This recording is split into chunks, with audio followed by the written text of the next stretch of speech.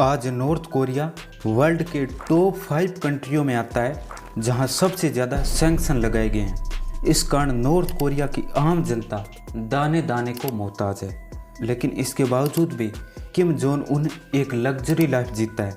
इसके अलावा north Korea आए दिन परमाणु परीक्षण करता है और तो और अमेरिका को भी परमाणु बम की धमकी देता है।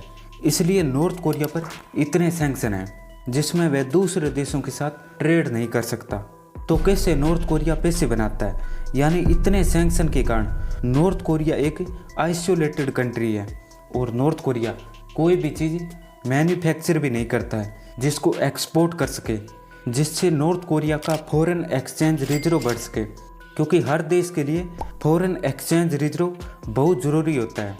खैर, ना तो नॉर्थ कोरिया के पास फॉरेन रिजर्व है और ना ही कोई चीज़ मैन्युफैक्चरिंग करता है। इसके अलावा नॉर्थ कोरिया पर इतने सैंक्शन लगे होने के बावजूद नॉर्थ कोरिया की इकोनॉमी कैसे चल रही है?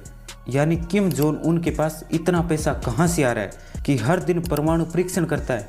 क्या नॉर्थ कोरिया पर जो सैंक्शन लगाए गए हैं उसका कोई असर नहीं हो रहा है? कोरिया का इतिहास वैसे तो बहुत ही पुराना है, लेकिन फर्स्ट साइनो जापानीज वॉर में चीन की हार के साथ ही कोरिया पर चीन का आधिपत्य समाप्त हो गया और अब जापान के कंट्रोल में आ गया। लेकिन 1910 में जोसियन किंगडम का पतन हो गया और फिर कोरियन पेनिनसुला पर जापान ने औपचारिक रूप से कब्जा कर लिया और फिर अगले 35 सालों तक कोरिया पर जापान ने शासन किया।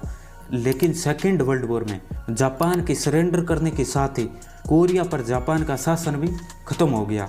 तो सोवियत संघ और अमेरिका ने कोरिया पर कब्जा कर लिया और इस समय कोल्ड वॉर भी चल रहा था। तो दोनों ही सुपर पावर कोरिया से पीछे हटने को तैयार नहीं थे। यानी अब कोरिया दो सुपर पावर के बीच फंस चुका था।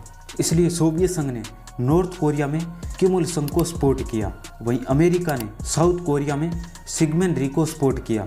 लेकिन ये दोनों ही लीडर पूरे कोरिया पर अपना दावा कर रहे थे। इस कारण कोरियन वॉर शुरू हो गया जो 1950 से 1953 तक चला। बाद में दोनों देशों ने 38 पैरेलल लाइन को अपनी बाउंड्री मान ली। 1991 में सोवियत संघ के विघटन के बाद नॉर्थ कोरिया में फ्लड, खराब एग्रीकल्चर पॉलिसी और इकोनॉमी मिसमैनेजमेंट के कारण लंबे समय तक अकाल पड़ा, जिसमें हजारों सैकड़ों लोग भूख से मारे गए थे। वहीं 2006 में नॉर्थ कोरिया ने पहला परमाणु परीक्षण किया। इसके बाद नॉर्थ कोरिया 9वां देश बन गया जिसके पास परमाणु हथियार है।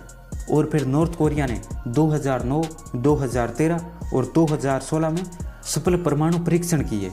इसके अलावा 2016 में नॉर्थ कोरिया ने इंटरकॉन्टिनेंट बैलिस्टिक मिसाइलों का भी परीक्षण कर लिया। इस कारण यूनाइटेड नेशन ने नॉर्थ कोरिया पर सैंक्शन लगाए। इसके अलावा अमेरिका, यूरोपीय यूनियन, ऑस्ट्रेलिया, जापान और साउथ कोरिया ने भी नॉर्थ कोरिया पर सैंक्शन लगाए हैं। स्टेटिस्टा रिसर्च डिपार्टमेंट के अनुसार नॉर्थ कोरिया पर 2000 से ज़्यादा सैंक्शन लगे हुए हैं, जिसमें सबसे पहले रूस, ईरान और सीरिया के बाद चौथे नंबर पर नॉर्थ कोरिया आता है। यानी इतने सैंक्शन के बाद भी नॉर्थ कोरिया लगातार मिसाइलों का परीक्षण कैसे करता है?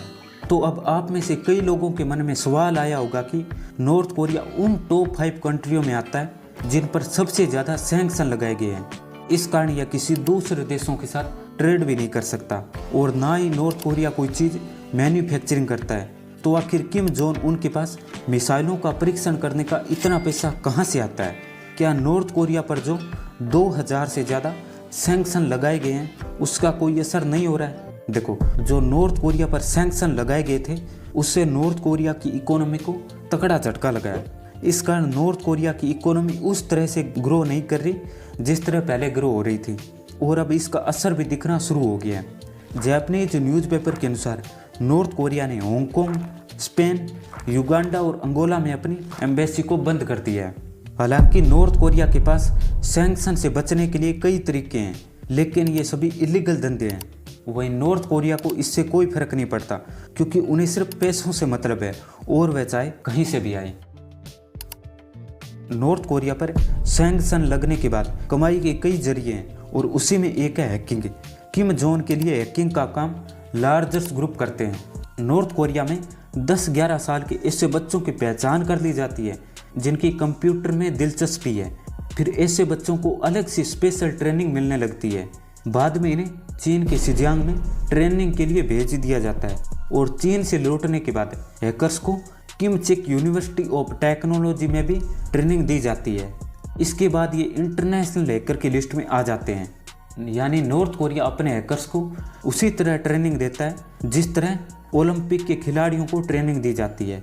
और पिछले 10 सालों में नॉर्थ कोरिया के हैकर काफ़ी एडवांस हो गए हैं। लार्जर्स ग्रुप का पहला बड़ा हमला 2009 में हुआ था, जिसे ऑपरेशन ट्राई के नाम से जाना जाता है। लेकिन दुनिया को इसके बारे में पता तब चला जब 2014 में इन्होंने सोनी पिक्चर्स को हैक कर दिया था। तब पता चला कि नॉर्थ कोरिया के हैकर कितने आगे निकल चुके हैं। 2022 में लार्जर्स ग्रुप ने एक्सी इन्फिनिटी गेम से $600 मिलियन की चोरी की। 90 के दशक में किम जोंग इल के दौर में उत्तरी कोरिया में अकाल पड़ा। तब किम जोंग इल ने अपने देश को फेमिन से निपटने के लिए रेवोल्यूशनरी फंड जमा करने का आदेश दिया। यानी इसका मतलब था अवैध तरीके से ड्रग्स की डीलिंग करना। किम कुक सोंग, जो पहले नॉर्थ कोरिया में एक ड्रग्स डीलर का काम कर चुके हैं, जब इनको ये जिम्मेदारी सौंपी गई तो इन्होंने विदेश से 3 लोगों को उत्तरी कोरिया बुलाया और वर्कर्स पार्टी के लाइजन ऑफिस के ट्रेनिंग सेंटर में प्रोडक्शन का काम शुरू हुआ। किम कुक सोंग बताते हैं कि हम वहाँ ड्रग्स तैयार करते थे। इससे बेचकर जो कमाई होती थी उसे नॉर्थ कोरिया की सुप्रीम लीडर को सौंप दी जाती थी। ब्यूरो 39 वो डिपार्टमेंट है जिसका जिक्र किसी भी डॉक्यूमेंट में नहीं किया गया है, लेकिन इसके बारे में नॉर्थ कोरिया से भागकर आए कई हाई लेवल ऑफिसर ही जिक्र करते हैं। ब्यूरो 39 के बारे में कहा जाता है कि यह नॉर्थ कोरिया के शासक किम इल संग के लिए सीक्रेट मनी मैनेजमेंट का काम करता है। नॉर्थ कोरिया ने दुनिया भर में अपने वर्कर्स भेज रखे हैं और ऐसा कहा जाता है कि इन वर्कर्स की संख्या 1,50,000 है, जिसमें 1 लाख वर्कर्स चीन में हैं और 40,000 वर्कर्स रशिया में हैं। इसके अलावा Mongolia, Cambodia, Malaysia, Kuwait, Oman और यूएई जैसे देशों में भी वर्कर्स भेज रखे हैं, जिससे प्रति वर्ष $1 लाख की कमाई होती है। और ये ज़्यादातर वर्कर्स शादीशुदा होते हैं जिनका पूरा परिवार नॉर्थ कोरिया में रह रहा होता है। और यदि ये वर्कर्स भागने की कोशिश करते हैं तो उनके पूरे परिवार को सजा दी जाती है।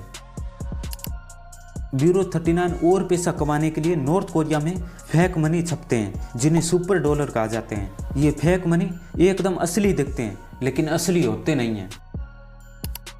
यूएन की रिपोर्ट के अनुसार नॉर्थ कोरिया ने सीरिया, म्यांमार, लीबिया और सूडान को अपने हथियार बेचे हैं।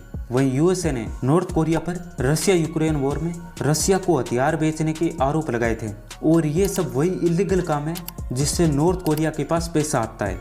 और यही कारण है कि नॉर्थ कोरिया पर इतने सैंक्शन होने के बावजूद भी उस पर कोई असर नहीं पड़ रहा है, जिसकी वजह से आए दिन किम जोंग मिसाइलों का परीक्षण करने के साथ ही अमेरिका तक को परमाणु बम की धमकी देता है।